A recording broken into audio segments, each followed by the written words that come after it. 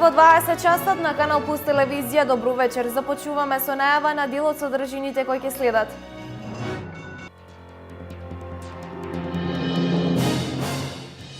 Заврши изградбата на магистралниот гасовод од Клечовце до Штип. Инвестиција вредна над 70 милиони долари. Во август и септември започнуваат да се градат уште 3 нови делници.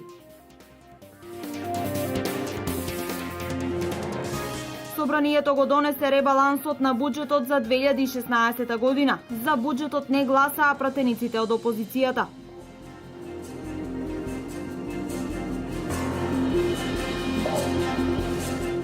Од денес сите заинтересирани физички и правни лица можат да доставуваат понуди во општина Штип за закуп на новите дуќани во градскиот пазар во Штип.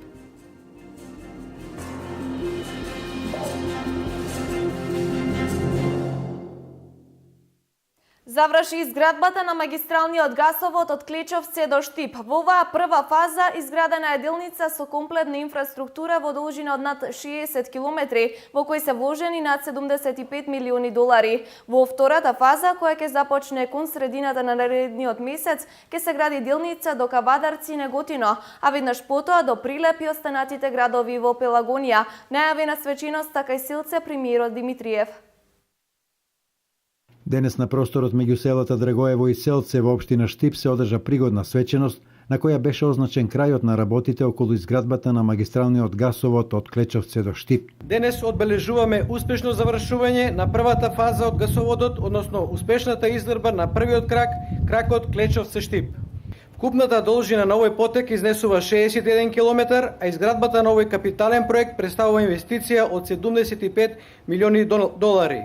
Она што е уште позначајно, со изградбата на оваа делница се овозможува забрзано ширење на целата гасоводна мрежа низ сите поголеми места низ државата. Ова е значаен настан не само за граѓаните, туку и за стопанството, бидејќи со приклучувањето на гасоводниот систем ќе добијат ефтини еколошки чист енергенс. Столь необходимый как для промышленности. Новиот газовод видливо го проширува хоризонтот на можностите на Република Македонија за развивање производните капацитети со голема енергетска потрошувачка и за производство на ефтина и еколошки чиста енергија, која е толку неопходна за индустријата, а и за домаќинства. Но также и Сербија и из Греција. За директорот на Македонски енергетски ресурси, ова е еден од најголемите проекти во Македонија, во кој досега се вложени над 75 милиони долари. Изграден е магистрален гасовод со вкупна должина од 61 км, со диаметар од 500 мм, чистачка станица и 6 блок станици. Иако ова представува еден од најголемите проекти во Република Македонија, сепак оваа влада имаше доблест да го вгради во својата програма и со макотрпна работа успеа овој стратешки проект да го доведе до фаза завршен. Ова е резултат на плодната соработка меѓу двете земји, истакна во своето обраќање Михаил Харјаков од Стројтрансгаз. Ние докажавме што нашето партнерство меѓу двата братски народа не може да биде само на ниво на размена на културните вредности, но и во делот на реализација на заеднички изградби, заеднички проекти. Во наредната фаза предвидено е продолжување на гасоводот кон Кавадарци и Прилеп, рече во своето обраќање председателот на владата Емил Димитриев. Па така, следниот крак од гасоводот кој ќе почне да се гради веќе следниот месец август е кракот Штип-Кавадарци. Строителство участка ета Штип-Кавадарци, гордо Кавадарци. Паралелно со трасата Штип-Кавадарци, во месец септември оваа година планирано е да почнат да се градат уште два краци од гасоводот и тоа. Трасата Кавадарци Неготино Прилеп до Битола, како и трасата Скопје Тетово Гостева. Инаку гасоводот е дел од проектот за изградба на националниот гасоводен систем во Република Македонија, еден од најзначајните стопански проекти во државава. Председателот на ВМРО-ДПМНЕ Никола Груевски по завршувањето на свечиноста по повод пуштањето во употреба на гасоводот Клечовце-Штип го посети мултимедијалниот центар кај Бриони, пошто изврши обиколка на спортските терени во населбата Сењак. Председателот на ВМРО-ДПМНЕ Никола Груевски по завршувањето на свеченоста по повод пуштањето во употреба на гасоводот Клечовце-Штип го посети мултимедијалниот центар кај Бриони, пошто изврши обиколка на спортските терени во населбата Сењак. При тоа, од страна на градоначалникот Захариев и од директорот на Агенцијата за млади и спорт Маријан Спасевски, беше информиран за планираните активности на овој план во Штип. Значи, во 2017 планираме едно игралиште за стрит баскет и скейт паркот да бидат лоцирани веднаш до фитнес зоната, тоа е идеално место, пешачка патека која што има осветлена некаде во должина од 10 на километри. Ќе биде вкупно 10 километри, а сега 2,5 километри. 2,5 километри веќе е завршено. Така да ќе биде одличен спортски комплекс како што е во Сењак сега. Штипе не вика дека тоа има корзо. Така. Иначе овде планираме да лоцираме еден терен за одбојка на песок. И имаме одбојкарски две екипи, така да веќе имаме ние два такви терени направено во населбата Дузлак. Тука ќе биде четвртиот спортски терен и тоа ќе биде цел спортски комплекс. Собранието на Република Македонија денес во рамки на 111-та седница со 55 гласа за и 23 против го донесе ребалансот на буџетот за 2016 година. За буџетот не гласаа пратениците од опозицијата. Во рамки на неколкудневната општа расправа по предлог на пратениците од СДСМ и други опозицијски пратеници истакнаа дека не се согласуваат со предложениот ребаланс, бидејќи во него е содржана и еврообразницата, која според нив е незаконски издадена. Ребалансот на буџетот предвидува намалување на вкупните приходи од 177.292 милиони динари на 174.291 милион и на вкупните расходи од 196.276 на 195.472 милиони. Дефицитот е ревидиран од 18.984 на 21.181 милион динари.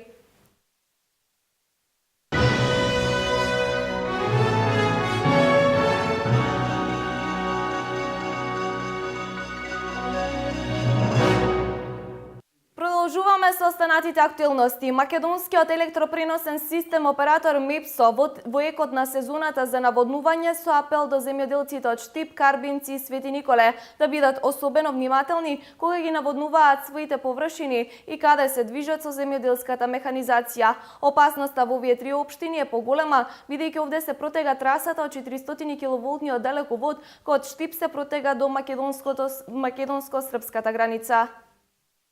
Во екот на сезоната за наводнување, македонскиот електропреносен систем оператор со предупредување до земјоделците од Штип, Карбинци и Свети Николе да бидат особено внимателни каде ја поставуваат опремата за наводнување и како ракуваат со истата. Земјоделците од овие три општини имаат зголемена опасност поради тоа што во овој регион се наоѓа 400 киловолтниот далековод кој од Штип се протега до македонско-српската граница.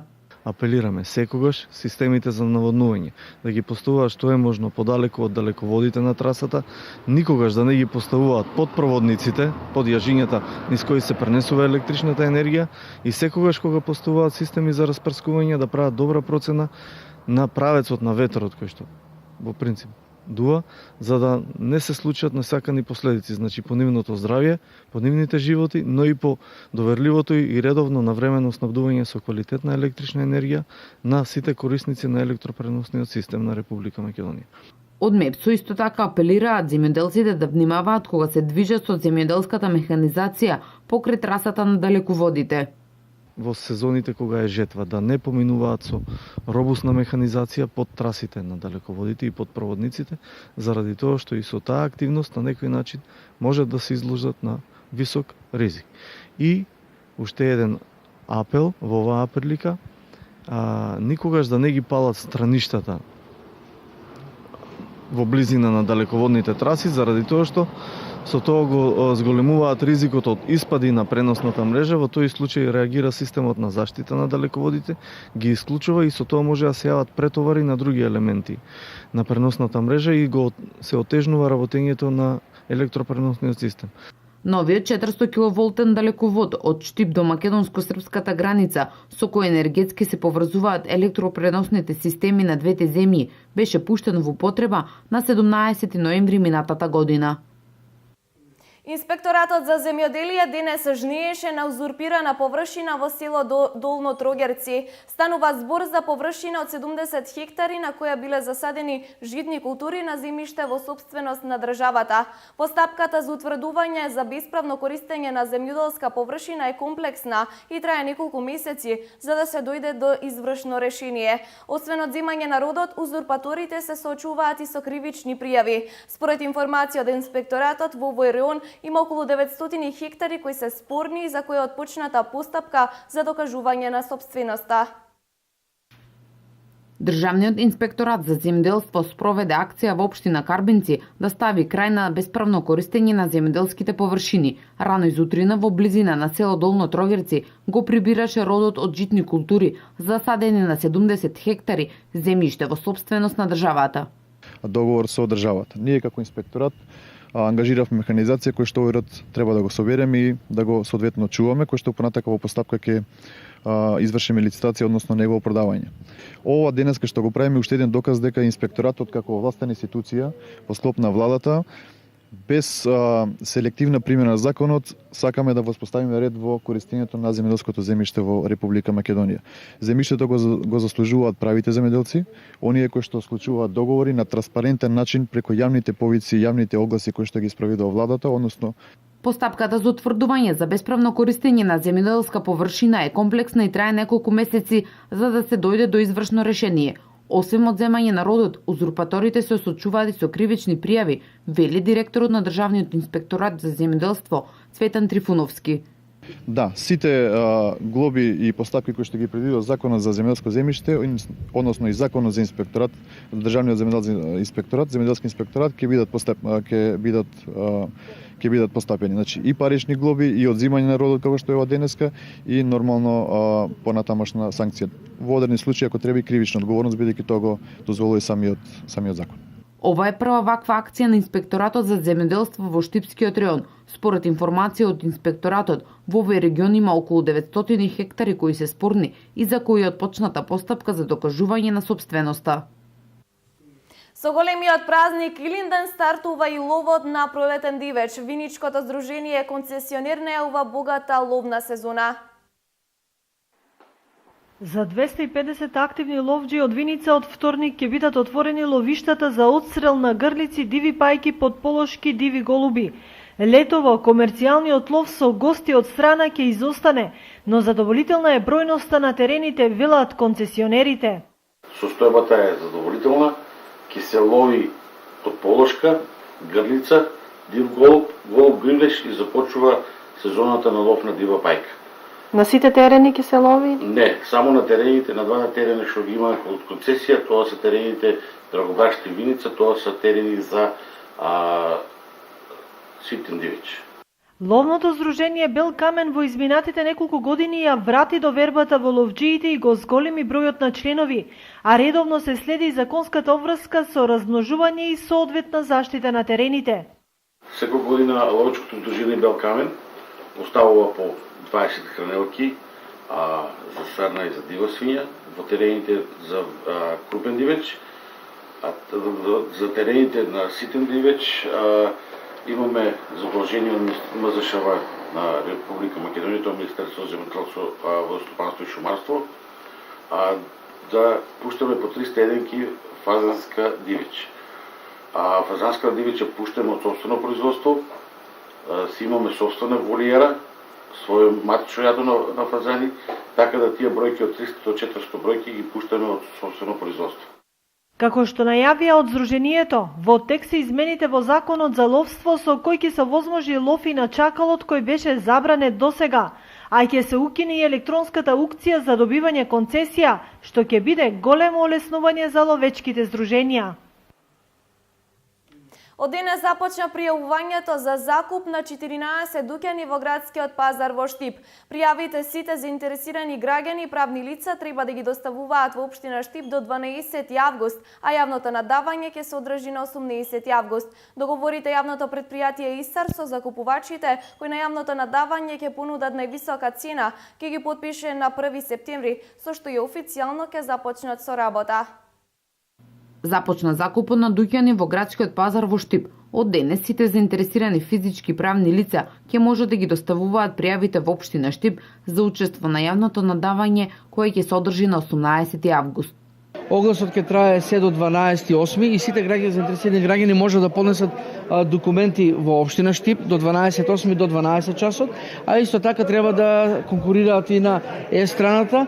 Отварањето за понудите на дуќаните ќе биде и надавањето, односно ќе биде на 18. Почетната цена на дуќаните е утврдена во зависност од квадратурата, а досега за 14 понудени деловни простори во јавното предпријатие ИСР има пристигнато на 30 на пријави. Сакам да напоменам дека почетната цена за надавањето е 7.200 денари за помалите дуќани, за помалата квадратура, 8.000 денари за поголемата квадратура. Досега кај нас стаса 36 заинтересирани лица за 14 дуќани, се надевам дека интересот ќе биде голем. Кога најголема цена ќе се достигне, по таа цена ќе бидат издадени дуќаните. Договорите јавното предпријатие ИСР со закупувачите кои на 18 август понудиле да е висока цена, ќе ги потпише на 1 септември, пошто и официјално ќе започнат со работа.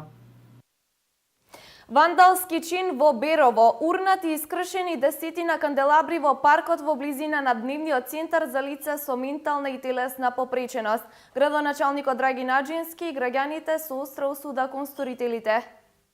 Се уште неидентификувани лица во паркот на старата гимназија во Берово, а во близина на дневниот центар за лица со телесна и ментална попреченост искршиле и урнале неколку канделабри и нивни столбови.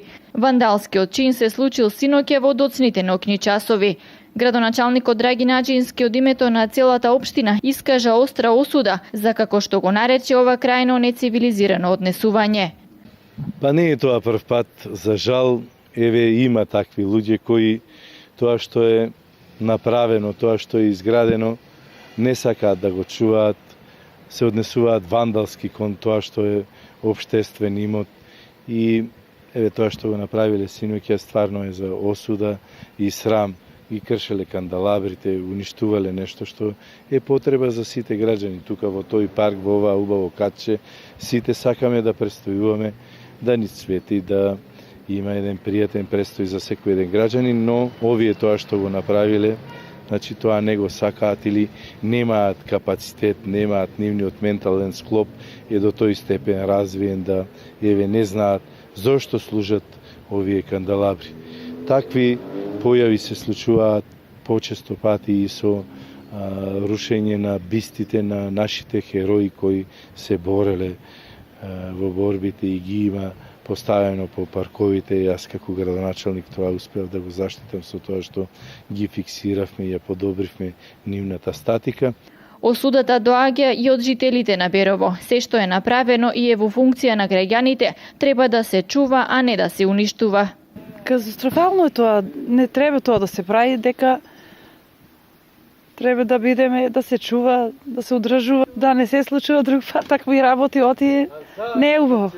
Како што истакна градоначалникот Драги Наџински, вандалскиот чин е пријавен во полиција, за да се открие кој сака да ги уништува општинските работи кои им служат на сите граѓани, а најмногу на лицата од дневниот центар, кои поголемиот дел од престојот во центарот го користат за дружба и прошетка во паркот.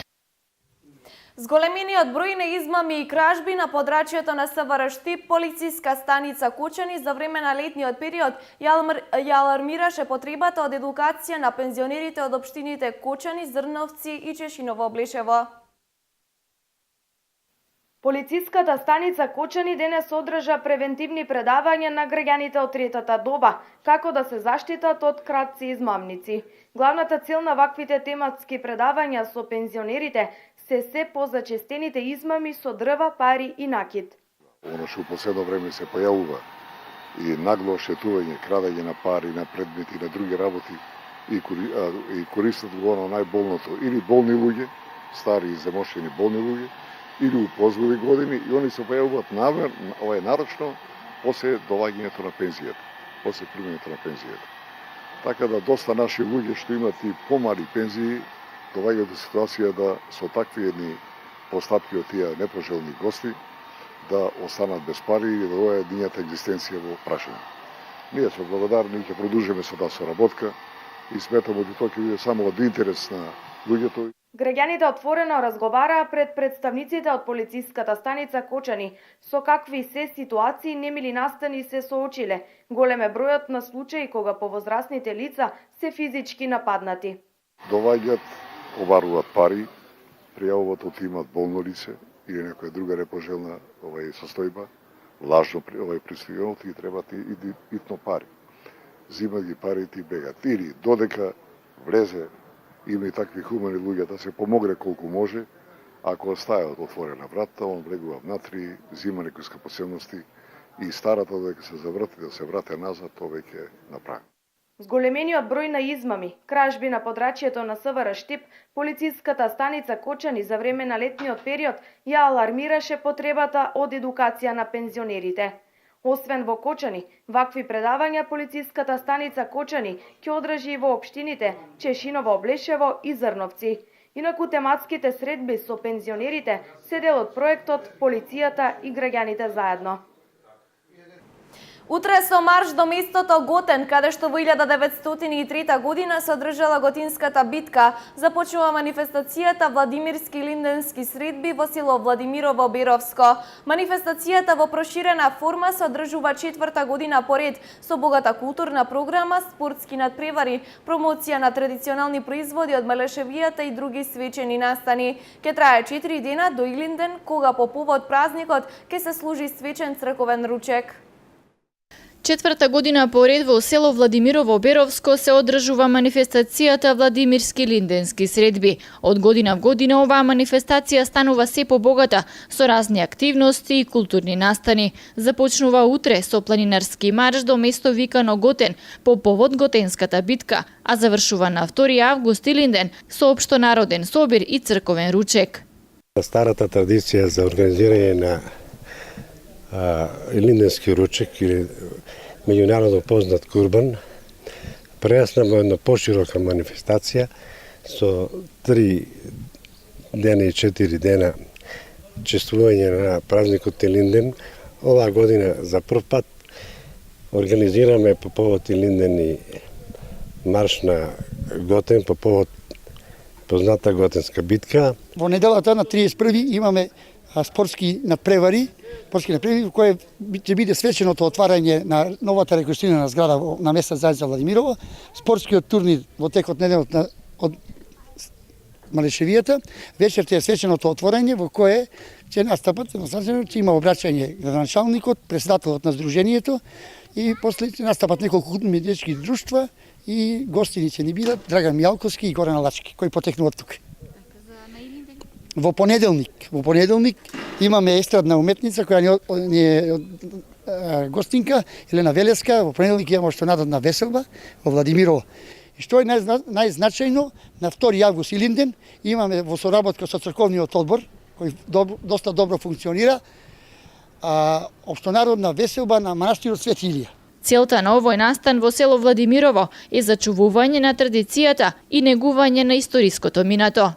Па за поздравување е тоа што го прави невладиното здружение Владимирски и линденски средби, зашто еве по 4-ти пат успеваат да се организираат, да направат нешто што е силно одбележие за празникот Илинден, за нашиот национален празник Илинден, знаејќи дека првите борби за национално ослободување на македонците токму почнуваат од планината Готен, која е во атарот на село Владимирово.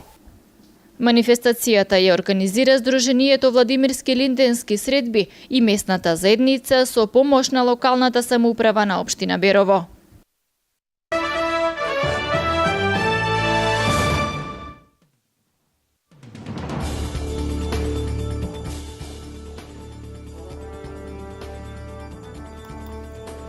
Агенцијата на Исламска држава АМАК вчера објави видео на кое еден од напаѓачите на црквата во Северна Франција ги повикува сите муслимани да ја уништат оваа земја, јави Танјук. На снимката која претходно е снимена, Абдел Малик Набир Пиджан, кој е идентификуван како еден од двајцата мажи кои го убија свештеникот пред да бидат убиени од полицијата, им се обраќа директно на францускиот председател Франсуа Оланд и премиерот Мануел Валс. Времењата се променија, ќе страдате на ист начин на кој страдаат нашите браќа и сестри. Ние ќе ја уништиме вашата земја, вели на снимката човекот за кого агенцијата Амак тврди дека е пиджан. Браќа, излезете со нож, што и да е потребно, нападнете ги, убивајте ги масовно, ги повикува тој муслиманите да ги напаѓаат сојузниците на силите на меѓународната коалиција, која во Сирија се бори против исламска држава. Полицијата на Аризона го објави видеото на кое жена се приближува на еден полицаец со ножици, при што тој во неа испука дури 5 куршуми. 27 годишната Лореал Цингинг се спротивставила на апсењето и во еден момент успеала да се отргне од рацете на полицаецот Остин Шипли. Полицаецот по убиството изјавил: "Го направив тоа што морав да го направам." Видеото е транспарентно објавено од страна на градот Винслоу, само неколку дена по изјавата на локалниот правобранител дека Шипли оправдано пукал. Терористичката организација Ал-Каеда му порача на својот сириски огранок фронтот Ал-Нусра дека може да се одвои од неа ако тоа му е потребно за да го зачува своето единство и да ја продолжи борбата во Сирија. Неколку часа подоцна, Ал-Нусра објави дека навистина ќе се одвои. Ал-Нусра фронтот е најмоќната група во Сирија која се бори против режимот на председателот Башар Ал-Асад од една страна и исламската држава од друга страна. САД ја запишале на својот список на терористички организации, иако тие често се борат на страната на сириските бунтовници, кои имаат поддршка од Вашингтон и Арапскиот сојуз.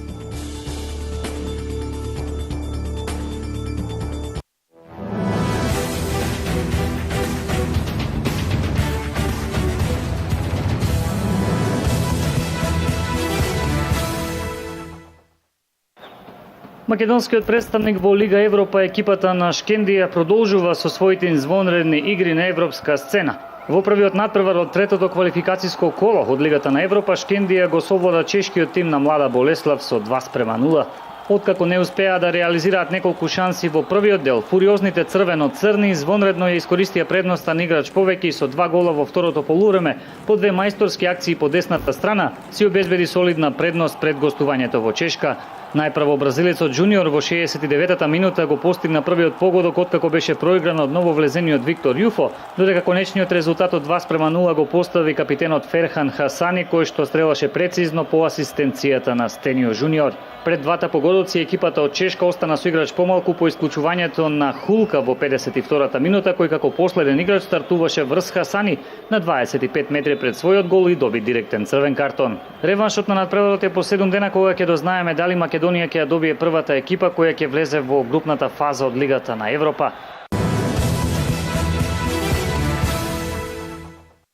Македонскиот фудбалски интернационалец Горан Пандев максимално ги користи шансите кои му се укажуваат за да се докаже кај новиот тренер на неговиот клуб Дженова, Иван Јурич.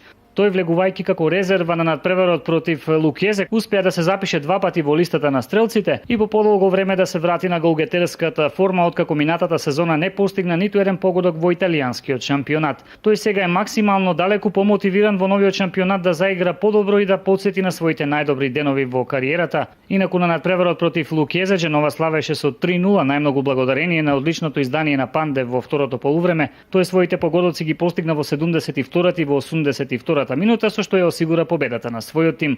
Со тоа Пандев уште еднаш покажа дека во догледно време може да се смета на неговата помош, докажувајќи му на тренерот Јурич дека заслужува да добие шанса и во стартниот тим на Дженова.